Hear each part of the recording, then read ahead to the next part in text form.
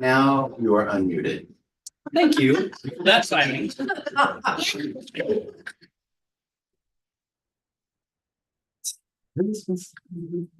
Well, good morning, everybody. Happy fourth Sunday of Advent. To begin our time together today, and y'all are great, do the coffee thing.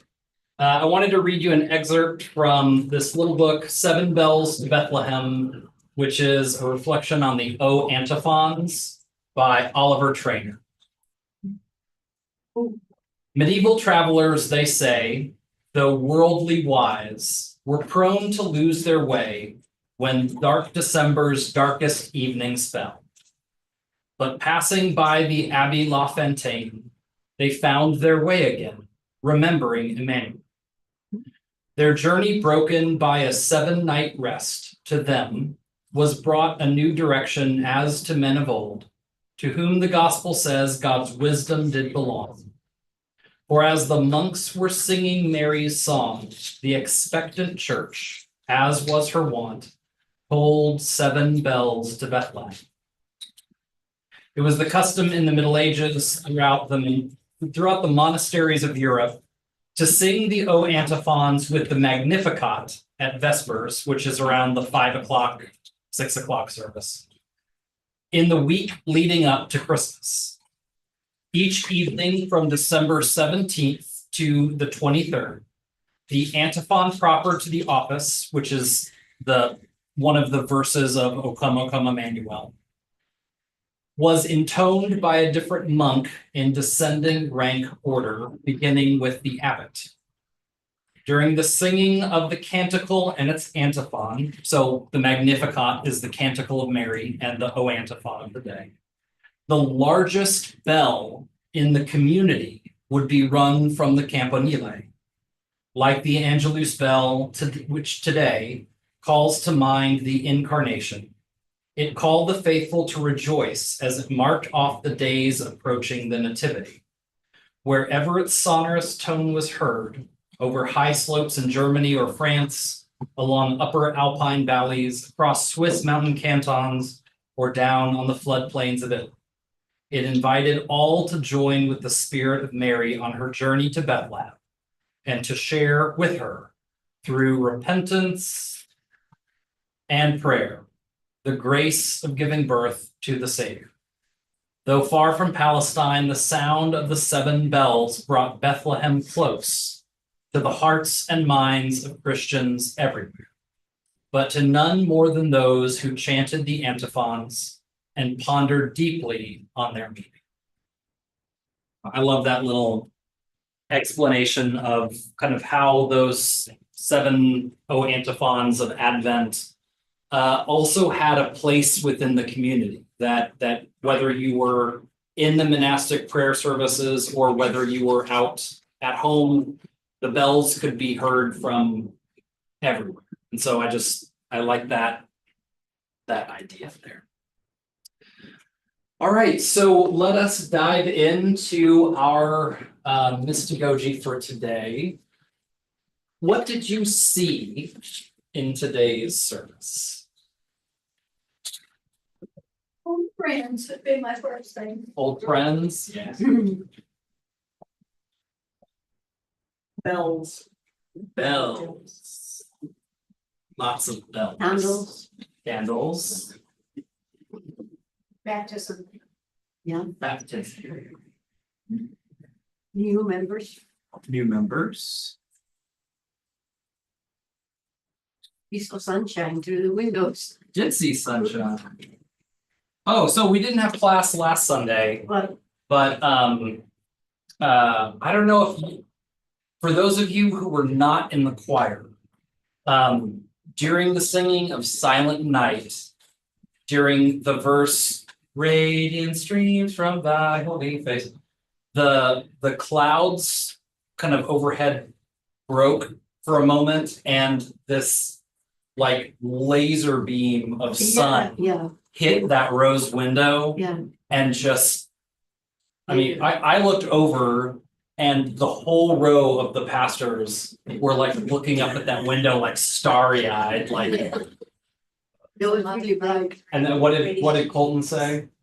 Oh, I just, Cole looked at me like, Wow. did you do that? And I was like, yeah, we paid extra.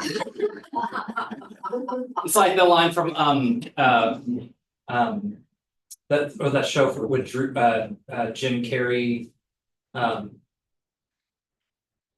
Where Truman Show? Bruce Almighty? the Truman Show, yeah, Truman Show, where he's like, cue the sun. Oh, yeah, fun. Alright, sunshine, what else? Centon. What else did you see today? First thing I saw when I went to sit down was Darren Moore walking, I think Keely may be the youngest. Yeah. Yeah. He had her, she was taking these tiny steps, but she looked up at me and gave me this big grin. I made a goofy face at her, but. Yeah. What was her name? Keely. Keely, I don't know how to spell that. Keely. Right, it's in here. I assume that's the youngest. Close enough. In order there. I love that. Yeah. What else did you see today? Lots of kids. Lots of kids. Oh, yeah. Especially me. Yes, we have Yes. so much. Sorry, your telescope. Yep, the telescope that was very quickly created this morning in about 2 minutes in my office. So, yep. Amazing. I saw Henry and Lindsay were sitting in the pews before worship, and I went up to them and I said, "All right, Henry," and I put my telescope up to my eye, and I was like, "Who do you think I am today for the children's sermon?" And I said, I've been a shepherd and I've been an angel. Who else do you think I might be in the nativity story?" And he goes, "John Lafitte the pirate." And also that was a pretty good reference to a pirate name. I mean, yeah, that's very specific. Yeah. Lorelai, what was something you saw today? I saw one of the 300 something Jesuses. Oh, Yeah, the little mini Jesuses around. yeah. I think there's too much of them, just to tell you. All right, we'll tone it down next time we do that. I'll do buttons next for We'll Easter. do Easter something. Easter use. Easter day. What else did you see today? The poinsettias, The poinsettias, yeah. they're still alive. Oh, those poinsettias last a real long Yeah, I think there'll time. be a lot. I bought one and These ones last from year to year. They're big. Yeah, okay. oh, they're fake. They're big, Oh. I think. I've been watering them and they look. That way I don't make people who are allergic start.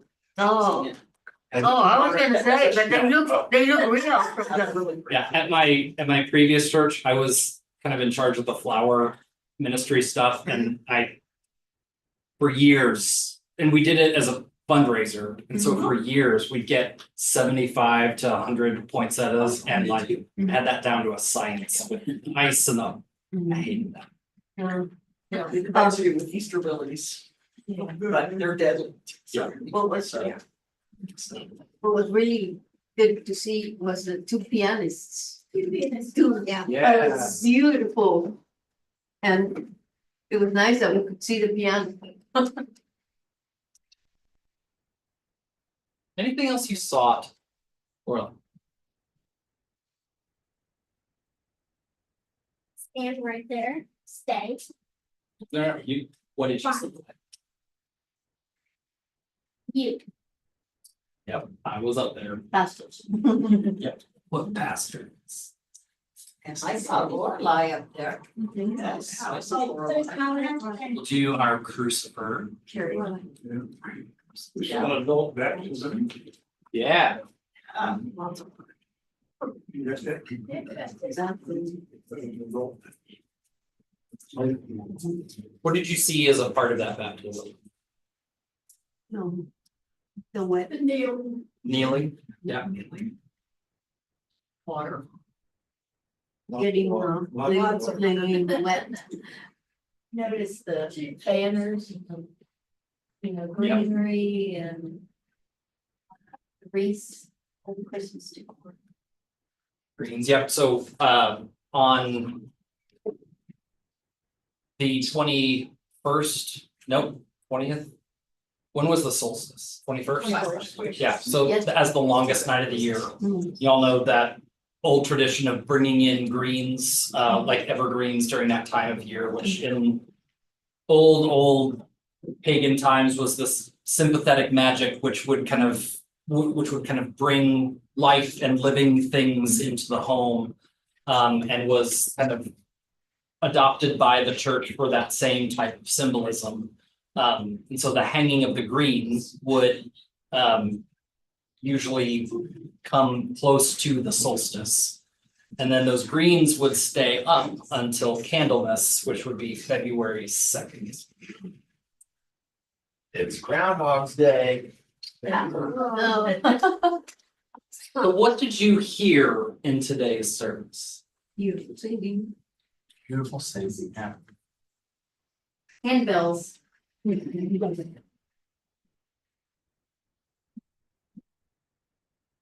Two-handed, four-hand piano. Yeah. Heard that big booming handbell. All right. Yeah. Just kidding. The biggie. And the baby in front of me. Yeah. I think I heard that baby too. It's part of the candle lighting. When Darren held up the older daughter. What's her name? Ellie. Ellie. I couldn't see her, but I could hear her. She was very thick. She did very double speaking. She was I could see maybe the very top of her head and then it disappeared down a little bit. But heard but not seen. Yeah. I thought it was very impressive that mom was able to hold baby and flamethrower at the same time and not confuse the two. That was talent. That's the mother of three. That's She used to pro that. level, yeah. it's pro. We go practice before. I can hear the sound of a lighter clicking from 1,000 miles away. Like just that very specific lighter click. The oval. Oh, yeah. Yes. The children's sermon, most of us, many of us in the choir can never see that, because it's hid behind the organ. Yeah. Yeah.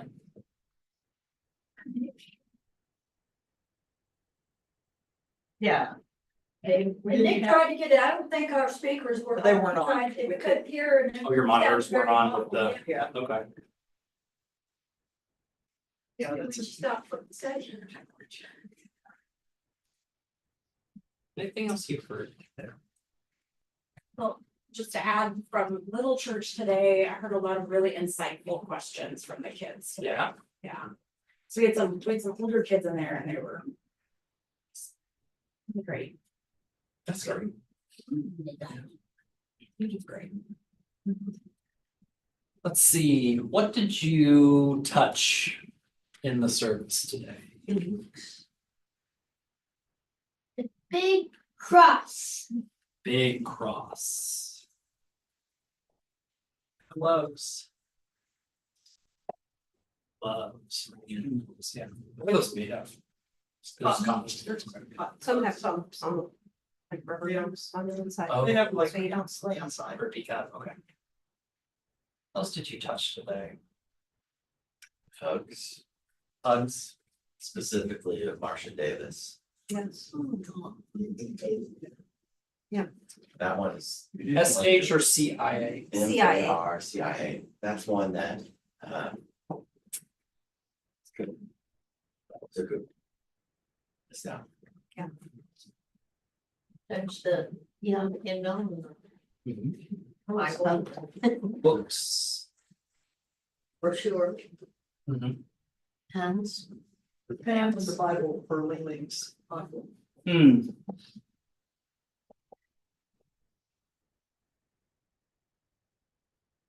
Couple of y'all touched water today. I wish I could touch some water. You did, little church. Did? When you're putting your goldfish in your water cup. Oh, yeah.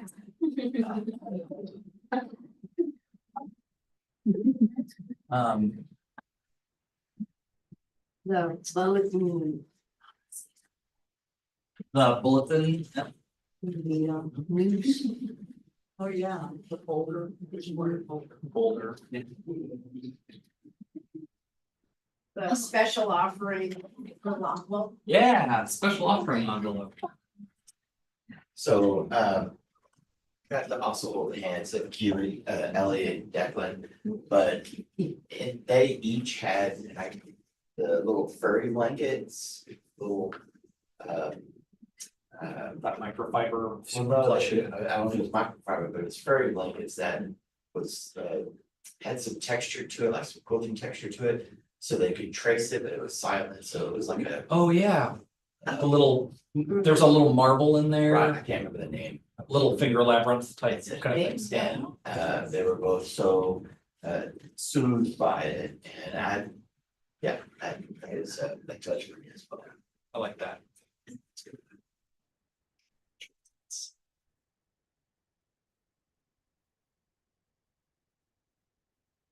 Did you smell today in the service? Candles. Candles?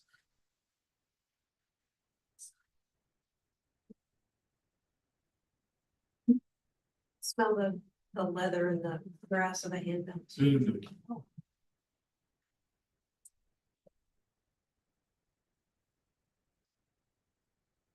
Soggy goldfish. I'll put that under taste, how about that? Also smelled, because I did smell, it smelled like goldfish, but wetter. Letter. Goldfish are the taste of church to me, that and white bread and grape juice. I love grape juice. Any other smells or tastes today? It smelled I don't usually wear a robe, but we wore a robe to play bells. And whoever had mine on during the festival also had perfume on. And it's really hard to do. Let's do You're not supposed to do that. secondhand, It was overwhelming. It was overwhelming. It was secondhand just- perfuming. It made my head hurt, but it's okay. Oh. Wait, what You did, to like Febreze. what, Yeah. It wasn't mine. Yeah, I don't. So you don't what have a something, signed road? she said something. Do y'all have assigned robes that you have? The choir does, the Yeah, handbell players that aren't. he sort of assigned us some, Yeah, but then when they do the festival of cares, there's too many choirs, That's so right, there's extra. that's why we didn't wear robes during that, because there's not a Ah, number, but somebody else wore mine, which is totally fine, but Gotcha. they weren't supposed to. Or after she. that's a specific request. So I'm gonna move us into, Story. what did you think? So what thoughts, what ideas kind of came up in today's service? Hope. Hope? The idea of hope. I thought how tall the Lang boys had grown since they went there. So The Lang boys, Lang boys? Well, did y'all meet them? They left before you got here, right, John? I don't know if I ever met them. Mhm. they were kind of short, well, not real short, but not anywhere short they were. I saw the two Gaiman boys back. Yeah. Mhm. Yes. From their world travels. Yeah. Is the other one overseas too now? Or is They it were college? I think so. Yeah, I think he graduated college and is he on. did, also he's working for. Is in the UK. In the UK. Maybe you could. What else did you think in today's service? Well, I was thinking about despair. Cynicism, I tend to be cynical and sarcastic when I should. I Those thought- are big feeling. or I'm big- agreeing because I am too, not. Yeah, Natalie. Yes. Remember the name of the Gary Matthews sister who named the church Hope. Yeah, I heard Your that, sister, yeah. I cannot recall it.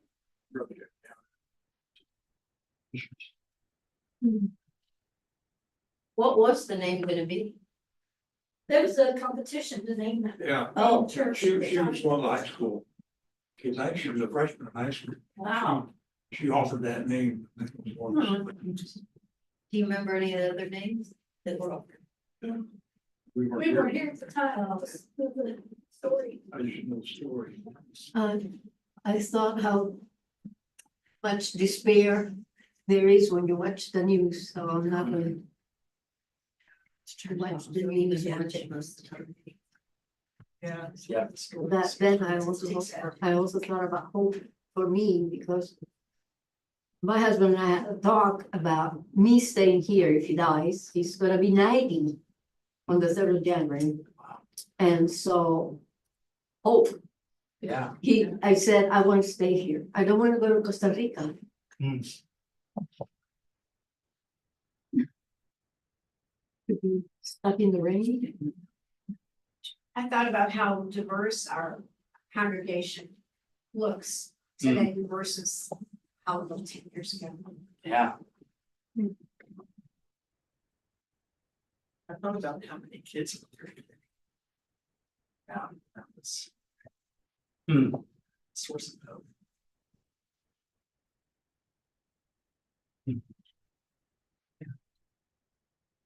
I think I see more young people Mhm. than when I started, what, 4 or 5 years ago.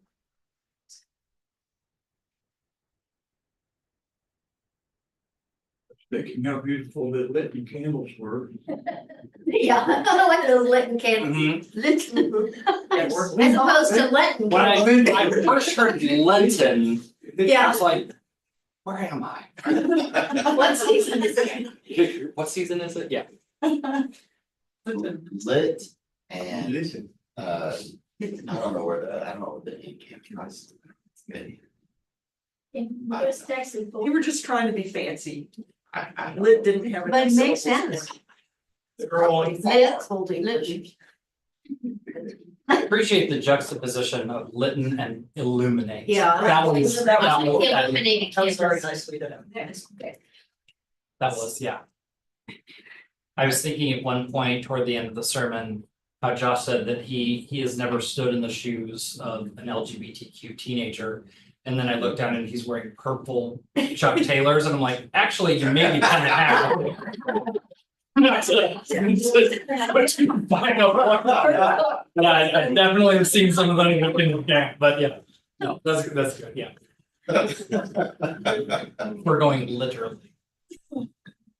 Anything else, any other ideas? I'm hearing this the resonance of hope and despair and cynicism. And then also kind of like looking around at kind of kids, diversity.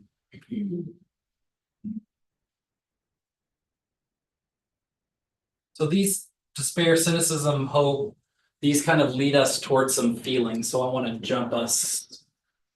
I wanna jump us to that. What were some of the feelings that came up in today's service? I felt happy because of the hope. And the idea that, oh, I can say, Yeah, so some happiness in there. happy, yes. Yeah. I felt in awe Joy. of Mhm. an adult Lingling's age Right. being baptized and starting this journey, which I think is really cool. Yeah. Yeah. Yeah. To that was have the joy, yeah. an adult baptism by a profession faith. Right. That's just, that feels rare. I mean, Josh, how many of those have you had in your, Less than 5, yeah, 15 years. it's typically reaffirmation or letter of transfer, but that was Confirmation. or yeah, that was Super cool. I like that awe at that. Yeah. Yes. And during the children's sermon, you were looking around and saying, I'm still waiting. I thought, you're right, we're still waiting. Yeah, still waiting. We cannot hear you. I do always feel a sense of dissatisfaction on Advent 4, just because Right, because of that, because we're still waiting. And it's like, I mean, the kids, because we talked about the different candles of Advent in little church today. And they're like, but what happens at this last one? I was like, not there yet, I don't know, you know, and I mean, they figured it out, but because they're really smart kids. But there's always a sense of kind of like, okay, we're not quite here yet. Yeah, the arc of the season is, you know, we the first 3 Sundays are, or sorry, the first 3 weekends of Advent are packed to the gills. And then we come to the fourth Sunday where we just kind of rest in it all. You know, it's all of the big fanfare and the festival and the other festival and the breakfast with, you know, it's all, now we can just sit and be together. And families are starting to come back together from college or out of town, and the visual genetics of the congregation are just kind of starting to shift a little bit toward Christmas. And but yeah, that fourth Sunday of Advent, you'd expect it to keep building, but we have this little breather in there before Christmas. Yeah. So for feeling, this Sunday is always an emotional one for me because of the traveling and how deeply I miss these people who moved away. And whether it's to the UK or heaven, you know, it's just you know, John, I know the labyrinth is one of your favorite spiritual practices. And if any of you have ever walked labyrinth with a group of people, one of the beauties I find in it is at one moment, you're all over the map. And then with a blink of an eye, you're all clustered up together. And that's what Sundays feel like as a pastor is I really miss it when everybody is spread out. And I really love it when they're all back together and there's a celebration of joy that happens there. And then there's just something on that journey. Yeah. So that's my feels for today. That is a beautiful metaphor for that dynamic in kind of the church year. I remember walking that labyrinth at Mo Ranch at like youth conferences, and whenever those kind of clustering moments would happen, just the inevitable giggles of like the youth bumping into each other and having to like navigate and yeah. Well, that's Sunday also. Yeah. Right. We're all bumping into each other on Sunday mornings and It gets better, right? it gets better. It gets better. Yeah. So I felt part of the hope, get better.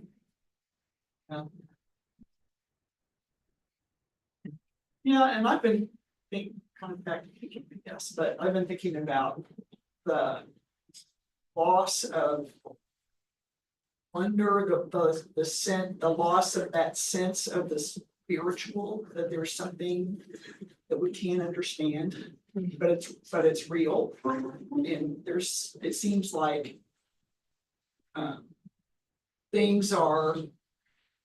people are losing their interest in church because because we have this magical story about, you know, we tell the story of these magical things that happen. And I think people lose the sense of the spiritual meaning of that because we can't see it, you know. Yeah. And I think that's unfortunate. I think maybe that's a result of that was addressed in some of the liturgy today. That sense of really believe in something that we can't see in any way. See it. It's getting harder for people. Yeah. But we feel, I feel presence. Yeah. You know, when I think about God and then my family. In presence.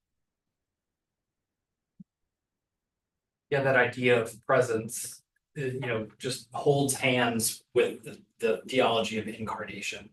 that God was pleased to dwell with us, and that dwelling with us in today's world is kind of a feeling of togetherness. It is that those bonds of community that whether family or friends or folks coming in from out of town or whatever. We are a living gospel, and we are incarnate with each other, right? Yeah. Yeah. But it just seems like the whole thing has become, Chris is a word for spend and Moss is a word for, it's become a celebration of capitalism. Instead of, and this whole idea of this magical thing that happened 2,000 years ago.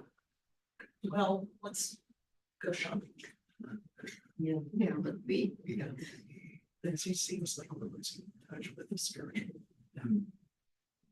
Crystal had this thing that she brought up that was, so after the birth of Christ, the Holy Family fled to Egypt to escape the persecution of Herod and the slaughter of the innocents. And Crystal said something about how the gold, frankincense, and myrrh were how the family financed or were going to be able to support themselves, because there's no other mention of, well, how are you going to use this stuff? I mean, and so, those costly gifts were these life-saving, funds to this family. I don't know, I'd never thought, I'd always seen those as just high and exalted gifts, but these are money to get through the border and to find refugee housing. Yeah. Well, I like that this morning you had a frankincense factory. I thought that was pretty unique. I've never heard of that. Yeah. No, what I was thinking is, it seems like as an adult, I notice it more and more as I age, that, you're kind of looking for that real meaning of Christmas, because we all get caught up in the commercialism of Christmas. And, but I can remember that, for as far back as I can remember, there's always some point during Christmas Day that I really did get that feeling. Sometimes it's earlier in the day and sometimes later, but just, I guess, that feeling of peace and that all is well, and you're together with family, and there's some kind of pause, bustle, and Yeah. Like, when is that breakover moment yeah. in kind of the liturgical keeping of this time that when Christmas kind of takes hold of us, maybe, yeah. Oh, Diane. I feel very grateful when I was hugging Carol Nesbitt today, because her family did get to come home.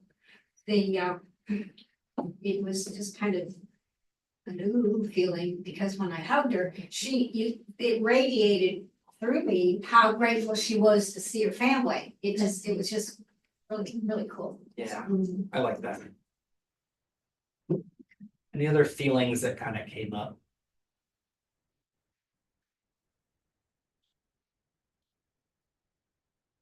I remember, this is kind of in between thinking and feeling, I think, but when I think about the concept of hope, it's hard for me to grasp what that means until I put it in a real life setting. And it's exactly what Josh preached on today. It's like, we can read about it, we can hear the word hope, but until we anchor it into, oh, that's what that looks like and feels like. It's just such a hard concept for me to grasp.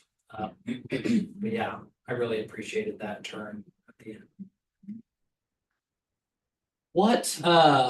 What stories came up today? Either other stories from scripture or other stories from the season or stories from your own life that intersected with today's service? Yeah, Laura. Story from the little church that Crystal told me. What was that story? Or what story was today's? Do you remember? The fourth Sunday of Advent, they talked about the three wise men. Okay. It kind of mirrored your, well, in fact, it did. It mirrored your children's sermons. this season.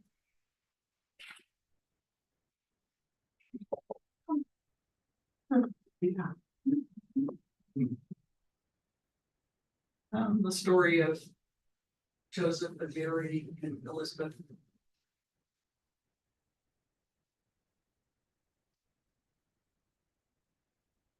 I think for the first time, the word despair in that story of Joseph and Mary, I hadn't thought about it that way. That they had an option. You know, they had hope or despair, and they both chose hope. I just hadn't heard it in that context. Yeah. Other stories. Because that could have gone a whole nother. Yeah. Yeah, just that story of the two of them. With that common, having that in common and they spent. Next several decades raising that child. Yeah, his parent every day. Together. Yeah. Supporting each other. As part of that story, Josh mentioned the dream and asked us if he'd ever had a really indelible, life-changing dream or not. And I've had a few really indelible dreams that have stuck in my mind, so that the next morning you remember. But it was that part of the story made me think about that. And I hadn't thought about it. Interesting connection between hope and dreams. The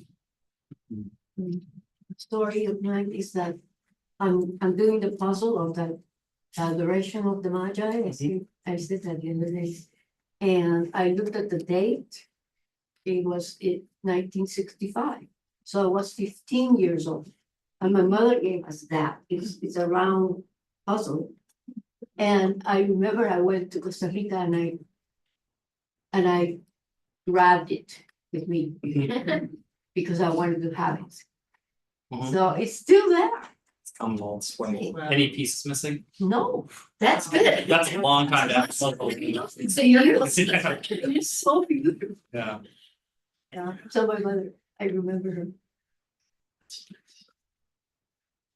So, as sometimes happens when you're leading worship, you get in your head just before you're about to say something, and then it causes you to freak out. The Magnificat, right, the song that Mary sings.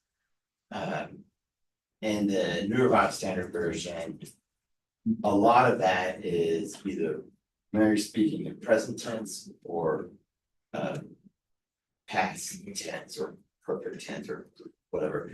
And thinking about hope is, my mind wanted to translate that into the future. You know, God will do these things. God, you know, she says God has done these things, et cetera, et cetera, et cetera. And I was just before the sermon, you know, thinking, what would the story look like if it were in that future sense, right? She's singing a statement of the now, and yet it's also a proclamation for us to embrace now, 2,000 years later. And just as much as for us to sing that same song for whomever may hear it 2,000 years from now, that there's this future, and because of that certainty, because of that assurance, that I can have the peace that she had at that moment, I can have also now. And so the story of just thinking about the importance of the tense also has an impact on the way in which we overcome despair and cynicism. And live into the reality of that. So her story, what she's saying about was what triggered me to think about story. Yeah. Let me suggest a summary of that. Please. Yes. Already and not yet. So one of kind of the theological refrains of Advent is this word hodie, which is today. So hodie Christus natus est. So Jesus Christ is born today, or Christ is born today.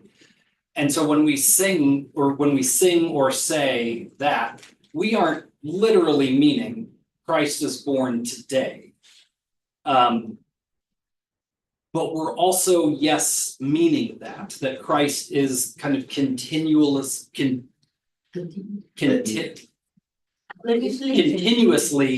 born again and anew every day. And the liturgical concept that's pointing to is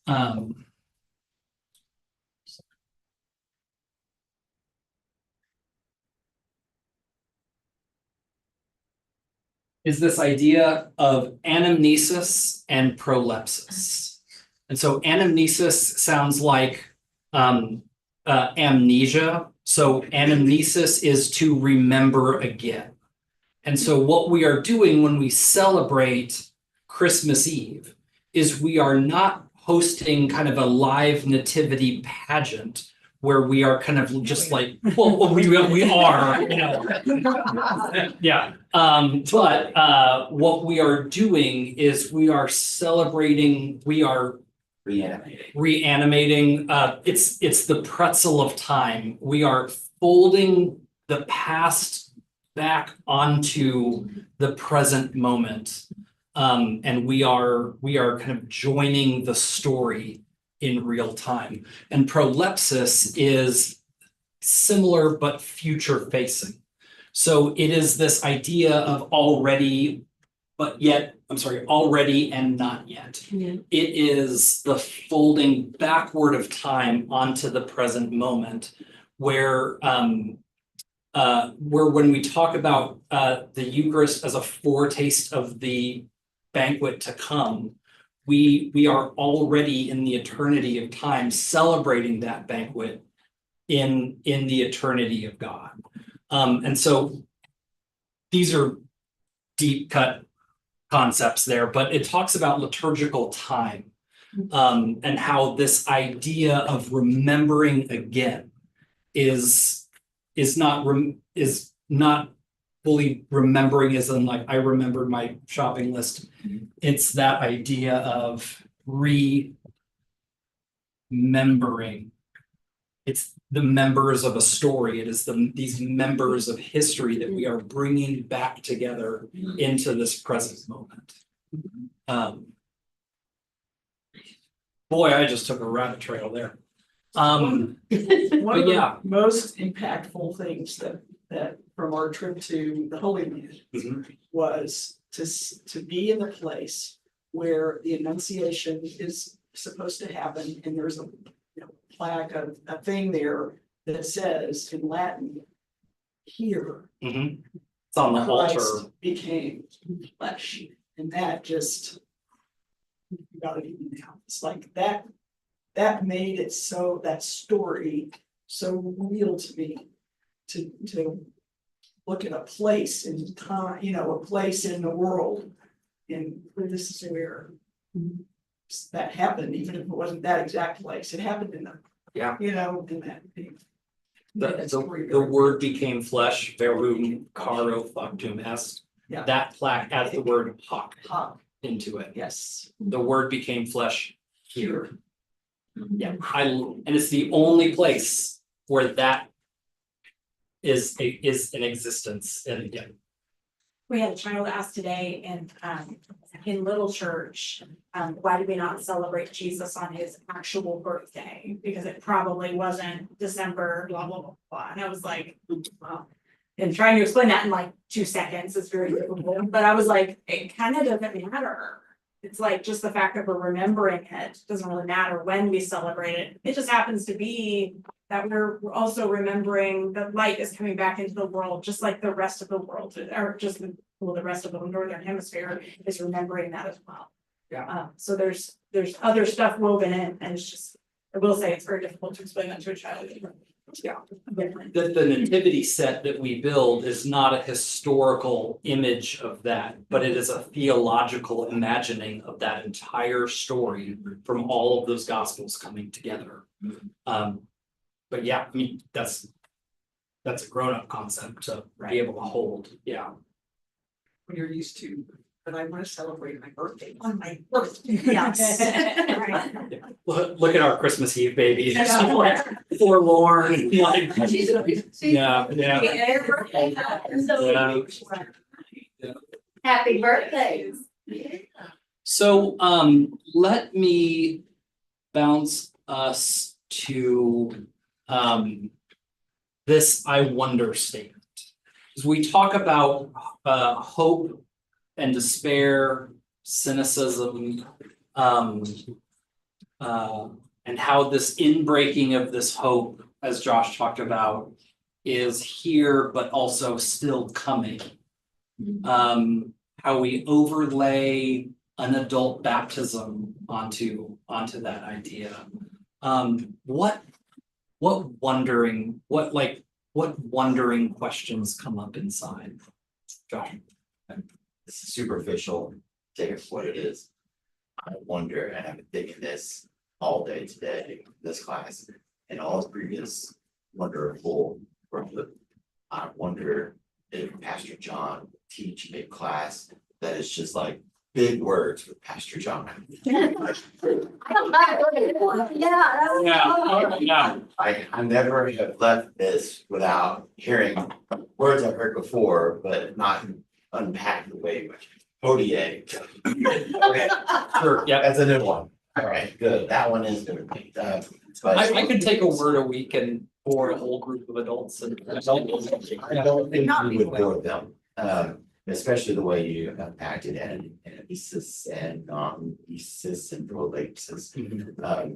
And the importance of how it connects to all that we do, but, and so I take that as an appreciation, but also, a recognition of how important it is that, especially in the Reformed tradition, I wonder how we continue to bring alive the richness of our faith, and not be dismissive of it.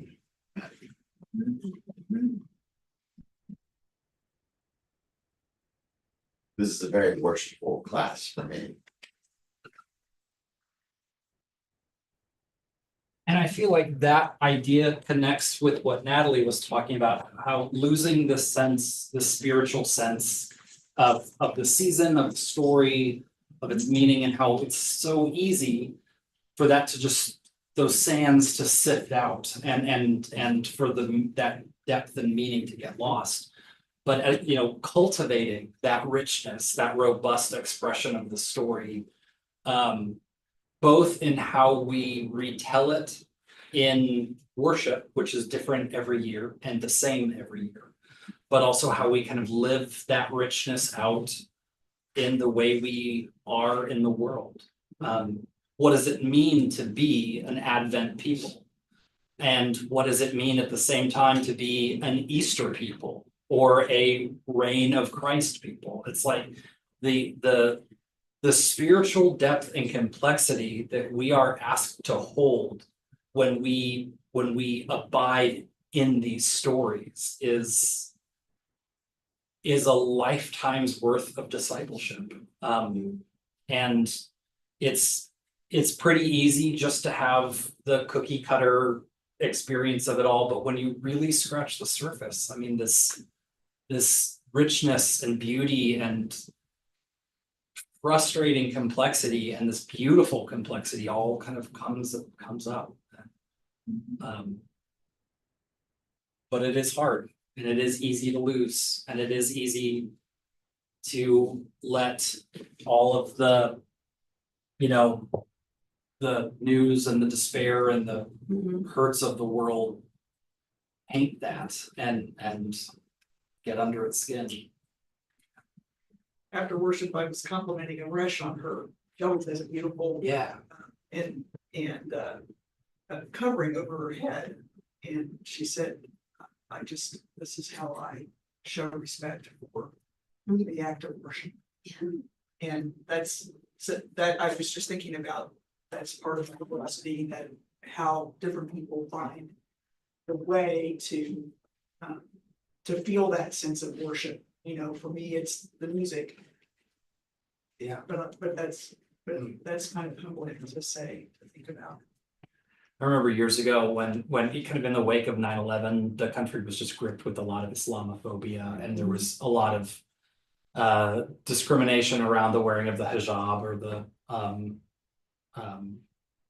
the other kind of forms of Islamic dress for women. And I was like, have you ever met a nun? Yeah. I mean, the vast majority of Christian, Catholic, and Orthodox women in the tradition of this faith worldwide wear some form of head covering. Whether it be a veil or a, Or just a lace on some, their head, yeah. yeah. And in the Protestant realm, we used to wear hats. Mhm. I mean, there's a great, I think it's like a coffee table book, but it's called Crowns. And it's this photojournalism essay of the hats that Black women would wear to church. Oh, And it's just this But it's stellar, Mhm. piece, yeah. Mhm. Lorelai, what do you wonder? I wonder how, I wonder, why God was made and why he was chosen to make everything. Yeah. That's a good question. Yeah. Take that down. Wow. Yeah, what word do you have for that, John? Find a big word. Yeah, no, yeah, that's, these seasons invite us to reflect on those big questions. And that, when the infiniteness, the bigness, the unknowableness of God starts to like weigh on us and our minds get feeling a little brittle, Why was God? the immanentness, the intimacy, the nearness of God finds its way in. And so I think in the bidding prayer that I wrote for Festival of Carols.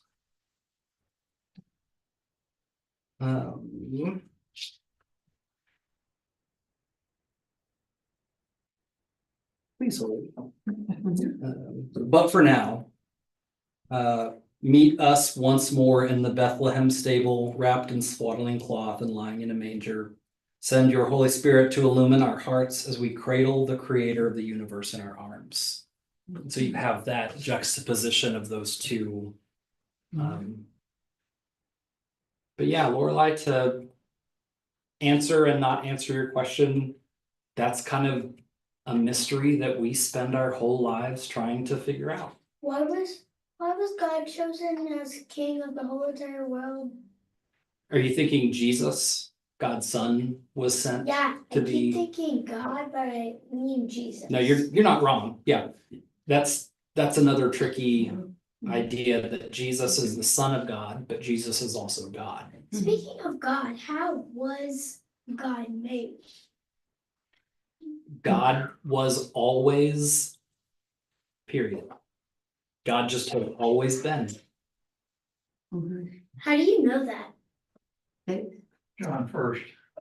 Yeah, so in our Bible, it says, in the beginning was the Word, and the Word was with God, and the Word was God.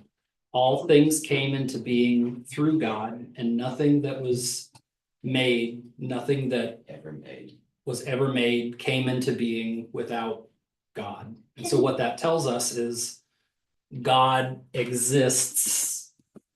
So if we have past, present, and future, this is not, and this is time. This is not where God lives. God lives outside of time. And so we keep time, but God doesn't see time in the same way. God always has been and God always will be. But the mystery of Advent is that God dropped into time in the person, the real person of Jesus. So something that was way cosmically different than us became just like us. And that's one of the reasons why Advent is so neat. Because it's kind of like, Someone, Yeah. I just wanna know, can God be destroyed? Or is that just impossible? Impossible. No beginning and no end. But why do people say anything is possible? Well, except they just want you to get a good education and like eat your Wheaties or something. Something that's impossible is for me to touch the roof without a ladder. Unless if I have stretchiness. I tell you what, Or, Or yes, you can touch the roof without a ladder. You can have your father lift you up on his shoulders. And I'm not trying to be funny, I mean that in the sense that, Lorelai, I mean that in the sense that, I think that's a great expression, that anything is possible. But it's confined, that expression is confined to the human experience, not to the divine experience. So there are plenty of things that we can do and have the possibility to do as humans. But there are many things that we don't have the ability or the possibility to do in the realm that God lives outside of time. So what Pastor Josh is meaning is like, a lot of things are possible, it's just when it says like anything is possible, that's just a little expression. But Yeah. it's for humans. It's for us. Okay. Thank you. Good, awesome. All right, last question. I know we're about 5 minutes over. So as we're talking about hope, cynicism, despair, but we are also kind of looking into this kind of feeling of cultivating this richness of faith. How are we changed by this? What difference does this make in our world? I think it's our faith that gives us hope. Say more. Well, if we don't have the faith that we do, then I think it would be very hard to find hope because of the despair that we see and experience on earth. Yeah.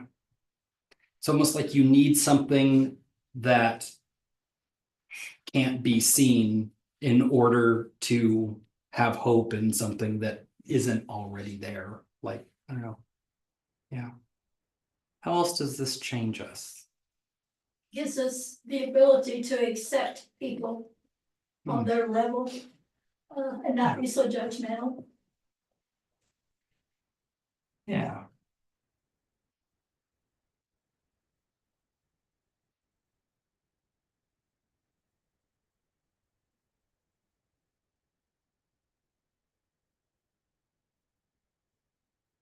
Because we never know, right, where people are when they walk in here. And we never know, but yeah. It's, to me, it's in the, so what, it's like. We'll tell the same story next year that we told last year, that we're telling this year. We get a chance to try again. Yeah. And that's kind of the whole message is, wake up tomorrow and try again. There's the saying, always we begin again. I just like that idea. Yeah, that's good. Yeah.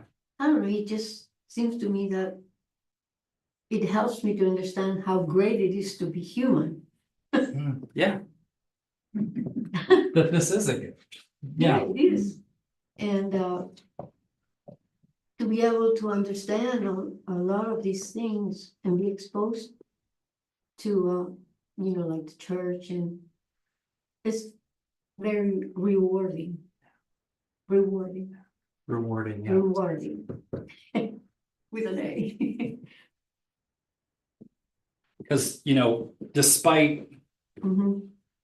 the despair, the cynicism, the hardship, all of these things that bring us down, it is exactly that darkness which contrasts and makes and amplifies the meaning of that light. Yeah. And so it's in the richness and the complexity. I mean, I see this time of year videos online of these these mega churches that have like Santa Claus shooting fireworks out of the sleigh, flying around on a reindeer suspended from the, whatever church in Dallas it is, I don't know, but I mean, it's, yeah, thank you. And it's so, and drummers up on the high wires, I mean, it's so easy to just have this as a glossy Right. Yeah. Show. something, but taking these opportunities to embrace the fullness and richness of human life is kind of what gives that gospel the depth that ultimately means something and speaks to us, yeah.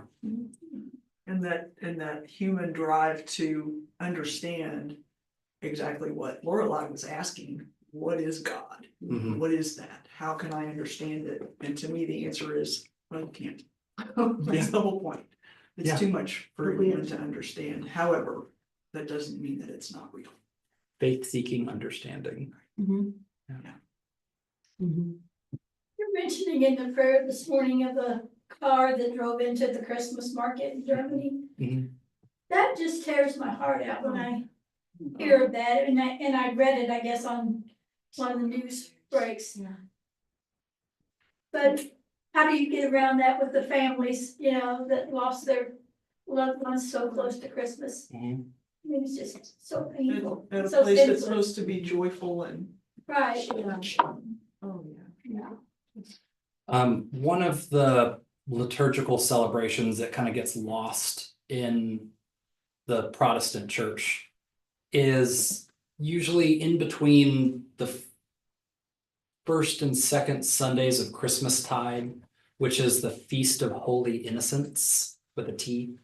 And it is the commemoration of the infanticide of Herod. And it is a service of lament and sorrow, and it is smack dab in the middle of Christmastide, and it's kind of this arresting, gut-wrenching thing. And actually, there are 2 or 3 hymns that I actually saw this past week, because I'm looking at the 29th, that are specifically about that story for Feast of Holy Innocents, and those hymns are horrible. I mean, they're Yeah. good hymns, but like they're just like painful. What's horrible? There's some, I'll tell you the story on the way home. But yeah, and so I think for me that it. I mean, all tying it all together, right? I mean, that's what the Psalms are so beautiful, is that the psalmist has this depth of emotion. And it's all, and is able to express anger and despair and frustration and sadness and lamentation, you know, but it's all grounded still in that hope, right? It's all still grounded in this future belief of what God has done, and acknowledging that God is outside of, you know, exists not only outside of my current suffering, but also through Christ with me in this current suffering. And that there is an ability to be able to travel the path of sadness and grief, but also to do it knowing that you're not walking it alone, right? Back to the Anastasis, right? It's you're walking it with Christ. You're walking with the 2,000 years of saints who came before you, and they're all sitting there with you and wallowing there with you and lamenting there with you. And we can do that, knowing that that is not a bottomless pit. Yeah. Because we remain tethered to the top. Yeah. And there, for me, I mean, John and I and Diana and her compassion care work, we've all traveled the depth of sorrow time and time and time again. And I'll speak for myself and maybe for John and Diana, but for myself, I couldn't do that if I weren't tethered to the top. I couldn't do it. And we're not meant to be, I don't think that we're meant to live in the bottomless pit of despair. And yeah, these tragedies happen. It was my third year of ministry, and we had a stillborn We had 3 deaths the week of Christmas, one of them being 8-month-old stillborn. And that was just such a desperately heavy lamenting week. At the same time that we're celebrating, and that, you know, there's something you were talking about, the drummers flying through the sky, Santa worship service. I've been to that before I went to seminary at that church. They didn't have the flying Santa or the drummers then, but all the rest they did. And when you have superficial worship leadership, you have superficial disciples, and we don't have cheap grace. And you can't process it all in the moment. The Christmas market, Uvalde, Sutherland Springs, you can't process it all in the moment. But you can take heart, or at least the people around you can take heart for you, that we will in time. That's how I thread it all together. My hope is that those families have a communities that are able to encircle them and come together. Have those come together moments at the labyrinth. The news story that I saw, they said the weather is terrible, it's really miserable outside. Look at all the people who are here outdoors in the terrible weather to support and greet and help those people. And that thing about that Christmas market is that's not the first Christmas market in the last 10 years that someone has done that to in Germany. And they will still have that Christmas market next year. And maybe they'll have more security, whatever, fine. But that is the light that shines in the darkness, which is really pretty cool. Right? Even despite the worst things that we can imagine at this gathering, we're not gonna let it rule the day. The darkness never wins. Well, may that be our benediction and charge going into this last few days of Advent. And we will see you back Tuesday for Christmas Eve. So let's conclude our class with a word of prayer.